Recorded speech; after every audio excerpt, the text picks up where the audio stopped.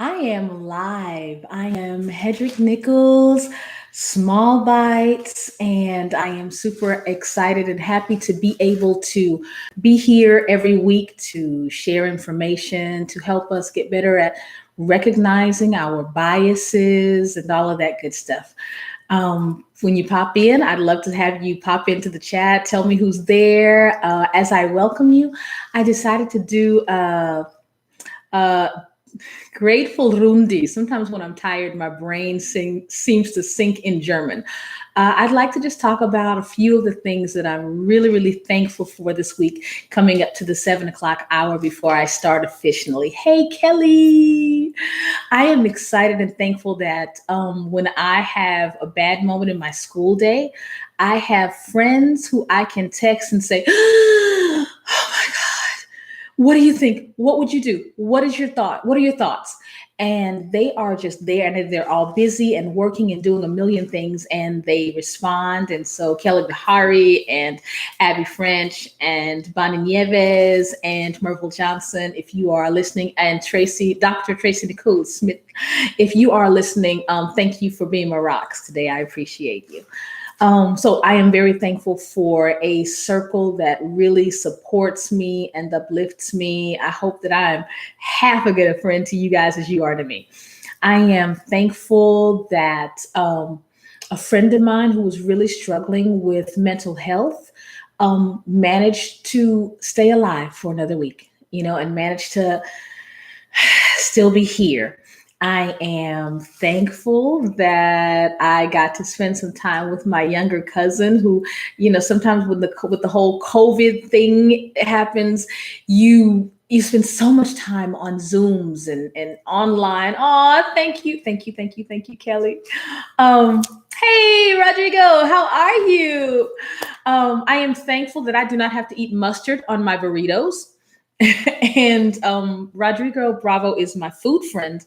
Their feeds on Twitter are always about food. And so I'm thankful that at the end of a long Zoom day, I can always find some thread that reminds me of usually something tasty, but mustard on a burrito, I don't know what that was about. Um, the other thing I was saying, I was really thankful to be able to stop making me laugh. I'm trying to put this on Anchor afterwards, and I honestly have not put a live one up yet because it's so, oh my God, absolutely crazy. Checking my volume right quick. Hang on a second. Let me see if I can adjust a little bit. There we go. All right. Thankful that you lose touch because you're so much on Zoom. At the end of the day, you're just kind of done. And since we haven't been able to meet, I kind of lost touch with my younger cousin, my favorite younger cousin. So I got to spend some time with him.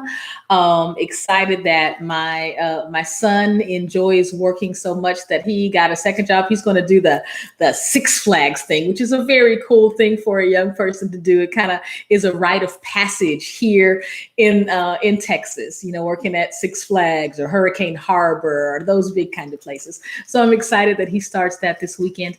And I am really thankful for you all who continue to listen, to learn, to want to make a difference in your classrooms, on your campuses, and in your communities.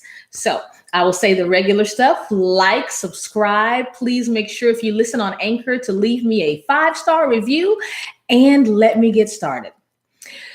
So I am a Gen Xer. Okay, that means it's not an okay boomer kind of a thing.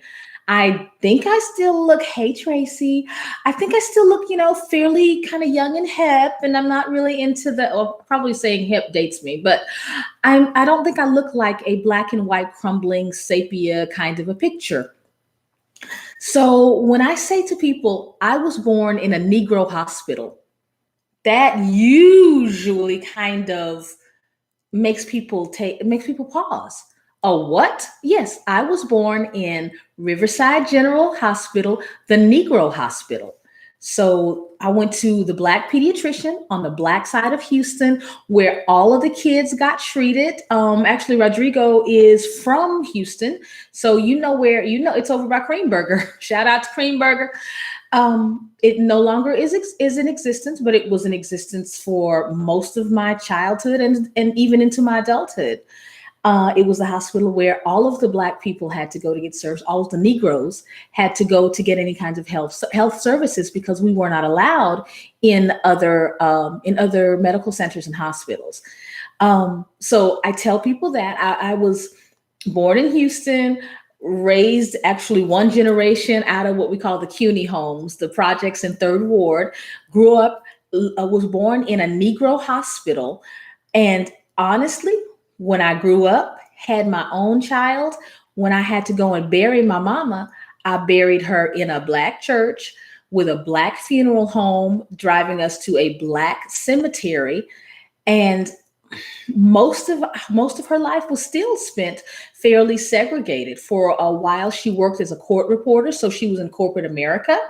But when she went back to doing full-time church music ministry, I honestly can't say my mom knew, I mean, intimately, 5 white people going towards the end of her life.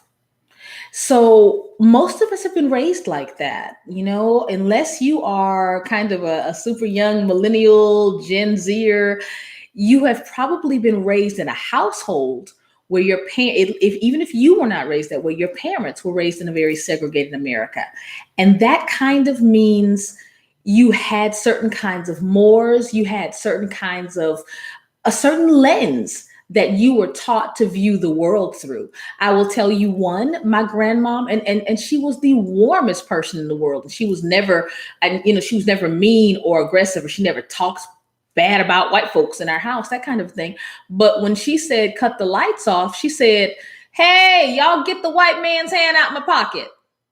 That was a real thing. Get the white man's hand out my pocket. So when we realize, we talk about, enslavement, what's the big deal? Oh my God. That's so long ago. Let it rest, people.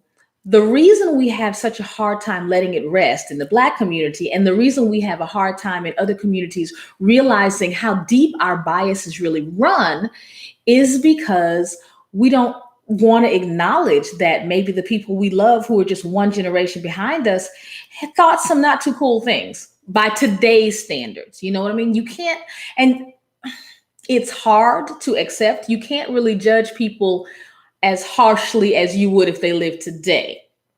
You can judge them harshly because humanity is and was always humanity. So human trafficking that's never going to get a pass. Genocide, never going to get a pass.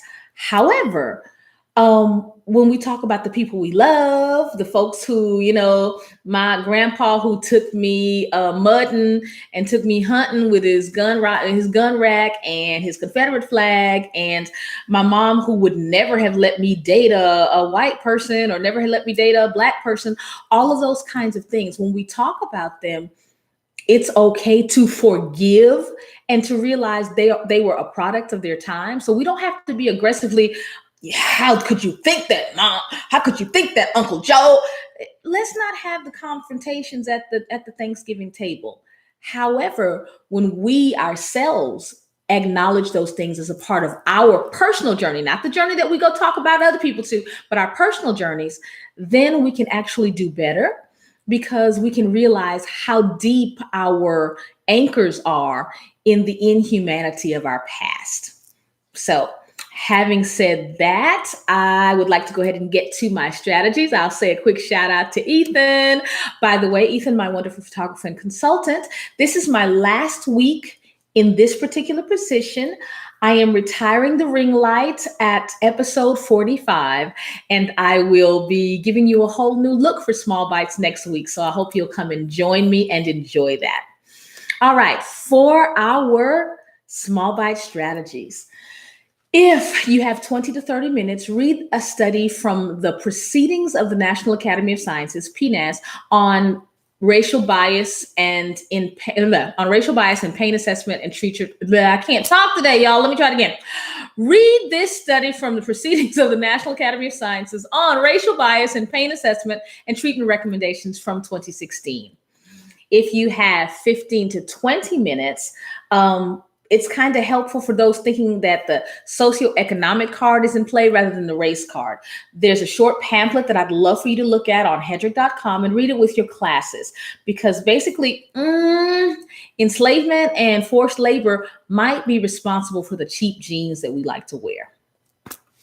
If you have 10 to 15 minutes, there is a wonderful Vox video from Ranjani Chakraborty on the impact of bias on the medical treatment of Black and economically disenfranchised patients. When we're talking about vaccines and we're talking about vaccine hesitancy, particularly in Black communities and in poor communities, we have to realize that that's not some kind of fear, the healer phobia. That is really... There have been Kevorkian type experiments carried out on Black people, on Indigenous people, on poor people, that make us have a foundational hesitancy about new things, about treatments, about even going to the doctor. So go ahead and read that and watch that, and then read some of the links that she has in the show notes. If you have 5 to 10 minutes, click on that same article from above and scroll down to the section marked Beliefs about Biological Differences Between Blacks and Whites. They have questions, and believe it or not, many of the questions were answered false by the people in our medical community. There are still many people who believe that the nerve endings of Black people are not the same. We've all heard somebody say, "Oh my God, you're how old? Oh, honey, Black don't crack." There are people that believe there is a genetic reason that we don't age beyond melanin. It's kind of surprising. So if you don't have time to read the whole study, go ahead and just scroll down to that section, Beliefs about Biological Differences Between Blacks and Whites. And again, all of these are found on hedrick.com. They're already up. You can have a look and even follow along now if you'd like. Finally, if you have up to 5 minutes, find one educator and share a resource in a non-confrontational way.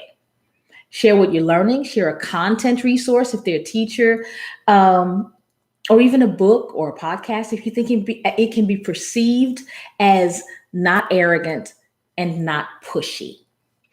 All right, you guys know that Small Bites is a small bite. I'd like to send a few more shout outs. Thank you again, Kelly, Rodrigo, Tracy, for joining me. Tracy, thank you. Thanks for stopping by. Ethan, Anna, hello. Thank you so much. Hey, from New York.